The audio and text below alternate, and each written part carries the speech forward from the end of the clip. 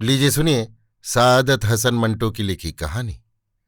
अब और कहने की जरूरत नहीं, मेरी यानी समीर गोस्वामी की आवाज में।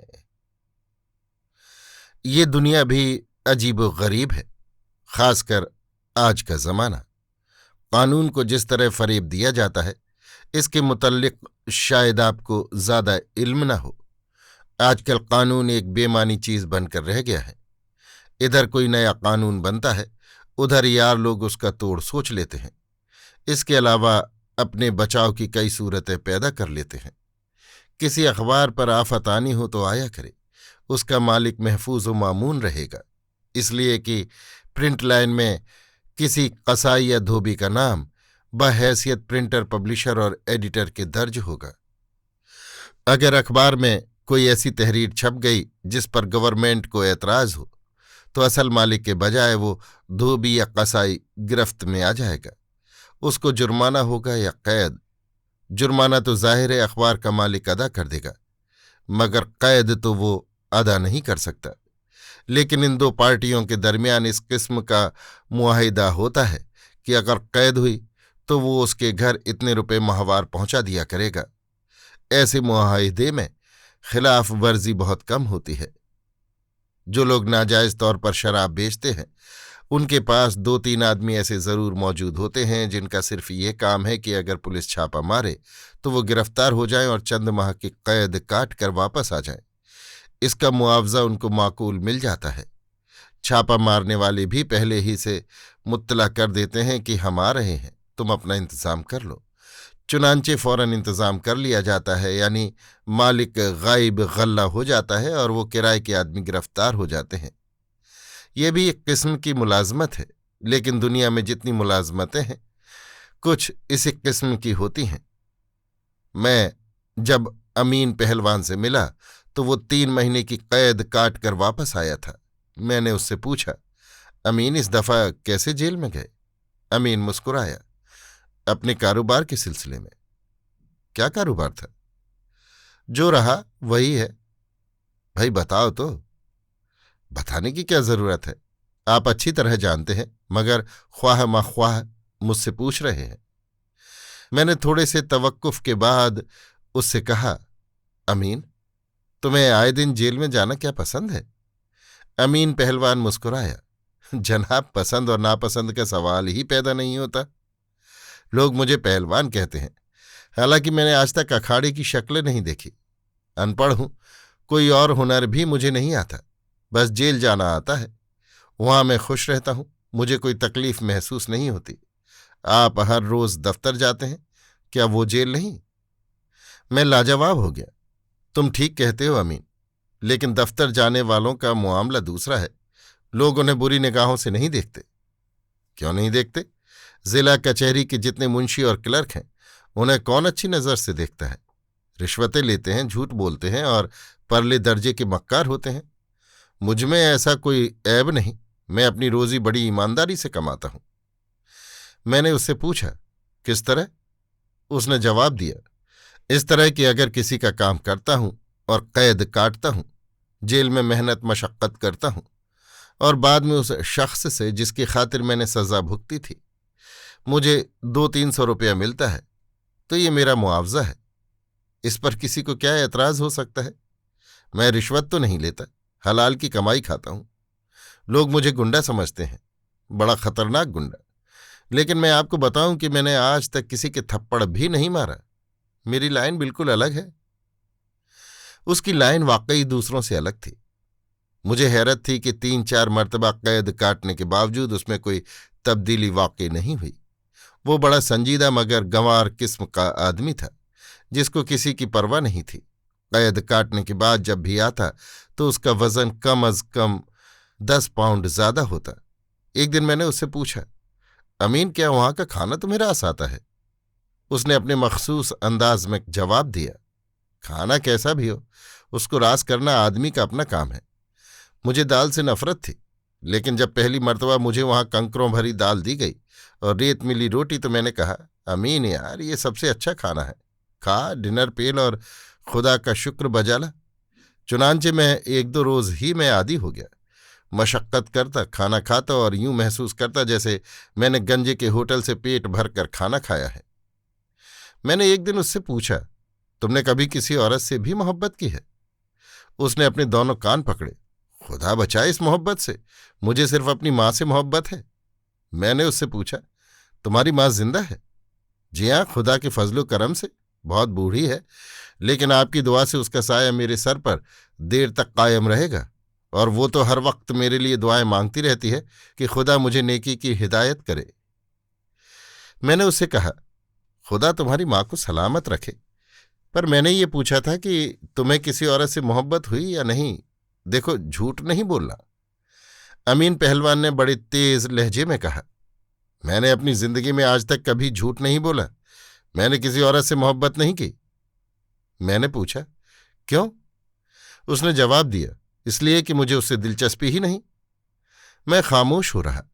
तीसरे रोज उसकी मां पर फालिज गिरा और वो राहिए मुल्क अदम हुई। अमीन पहलवान के पास एक पैसा भी नहीं था। वो सोगवार, मगमूम और दिल शिकस्ता बैठा था कि शहर के एक रईस की तरफ से उसे बुलावा आया। वो अपनी अजीज मां की मैयत छोड़कर उसके पास गया और उससे पूछा, क्यों मियाँ साहब, आपने मुझे क्यों बुलाया है? मियाँ साहब ने कहा, तुम्हें क्यों बुलाया जाता है? एक खास काम है।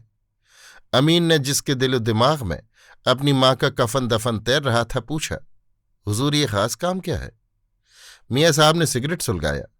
ब्लैक मार्केट का किस्सा है। मुझे मालूम हुआ है कि आज मेरे गोदाम पर छापा मारा जाएगा, सो मैंने सोचा कि अमीन पहलवान बेहतरीन आदमी है जो उसे निमटा सकता है। अमीन ने बड़े मगमूम और जख्मी अंदाज में कहा, आप फरमाइए, मैं आपकी क्या खिदमत कर सकता हूं? भाई, खिदमत विदमत की बात तुम मत करो। बस सिर्फ इतनी सी बात है कि जब छापा पड़े तो गोदाम के मालिक तुम होगे, गिरफ्तार हो जाओगे। ज्यादा से ज्यादा जुर्माना 5,000 रुपये होगा और 1-2 बरस की कैद। मुझे क्या मिलेगा? जब वहां से रिहा हो जाओगे तो मामला तय कर लिया जाएगा। अमीन ने मियाँ साहब से कहा, हुजूर बहुत दूर की बात है, जुर्माना तो आप अदा कर देंगे, लेकिन कैद तो मुझे काटनी पड़ेगी। आप बाकायदा सौदा करें। मियाँ साहब मुस्कुराए। तुमसे आज तक मैंने कभी वादा खिलाफी की है? पिछली दफा मैंने तुमसे काम लिया और तुमको 3 महीने की कैद हुई, तो क्या जेल खाने में हर किस्म की सहूलत बहम न पहुंचाई? तुमने बाहर आकर मुझसे कहा कि तुम्हें वहां कोई तकलीफ नहीं थी। अगर तुम कुछ अरसे के लिए जेल चले गए तो वहां तुम्हें हर आसाइश होगी। अमीन ने कहा, जी ये सब दुरुस्त है, लेकिन क्या? अमीन की आंखों में आंसू आ गए। मियाँ साहब, मेरी मां मर गई है। कब? आज सुबह। मियाँ साहब ने अफसोस का इजहार किया। कफना दफना दिया होगा। अमीन की आंखों में से टप टप आंसू गिरने लगे। मियाँ साहब, अभी तो कुछ भी नहीं हो सका। मेरे पास तो अफीम खाने के लिए भी कुछ नहीं है। मियाँ साहब ने चंद लम्हात हालात पर गौर किया और अमीन से कहा, तो ऐसा करो, मेरा मतलब है कि तजहीज़ व तकफीन का बंदोबस्त मैं अभी किए देता हूं। तुम्हें किसी किस्म का तरद्दुद नहीं करना चाहिए। तुम गोदाम पर जाओ और अपनी ड्यूटी संभालो। अमीन ने अपनी मैली कमीज की आस्तीन से आंसू पहुंचे। लेकिन मियाँ साहब, मैं अपनी मां के जनाजे को कंधा भी न दूं। मियाँ साहिब ने फलसफियाना अंदाज में कहा, ये सब रस्मी चीजें हैं, मरहूमा को दफनाना है, सो ये काम बड़ी अच्छी तरह से हो जाएगा। तुम्हें जनाजे के साथ जाने की क्या जरूरत है? तुम्हारे साथ जाने से मरहूमा को क्या राहत पहुंचेगी? वो तो बेचारी इस दुनिया से रुखसत हो चुकी है। उसके जनाजे के साथ कोई भी जाए, क्या फर्क पड़ता है? असल में तुम लोग जाहिल हो। अगर मैं मर जाऊं तो मुझे क्या मालूम है कि मेरे जनाजे में किस किस अजीज और दोस्त ने शिरकत की थी? मुझे अगर जला भी दिया जाए तो क्या फर्क पड़ता है? मेरी लाश को चीलों और गिद्धों के हवाले कर दिया जाए तो मुझे उसकी क्या खबर होगी? तुम ज्यादा जज्बाती न हो। दुनिया में सबसे जरूरी चीज यह है कि अपनी जात के मुतल्लिक सोचा जाए। मैं पूछता हूं, तुम्हारी कमाई के जराए क्या हैं? अमीन सोचने लगा। चंद लम्हात अपनी बिसात के मुताबिक गौर करने के बाद उसने जवाब दिया, हुजूर, मेरी कमाई के जराए आपको मालूम है, मुझसे क्यों पूछते हैं? मैंने इसलिए पूछा था कि तुम्हें मेरा काम करने में क्या हीलो हुज्जत है। मैं तुम्हारी मां की तजहीज़ व तकफीन का अभी बंदोबस्त किए देता हूं, और जब तुम जेल से वापस आओगे तो। पहलवान ने बड़े बेंडे अंदाज में पूछा, तो आप मेरा भी बंदोबस्त कर देंगे? मियाँ साहब बौखला गए। तुम कैसी बात करते हो अमीन पहलवान?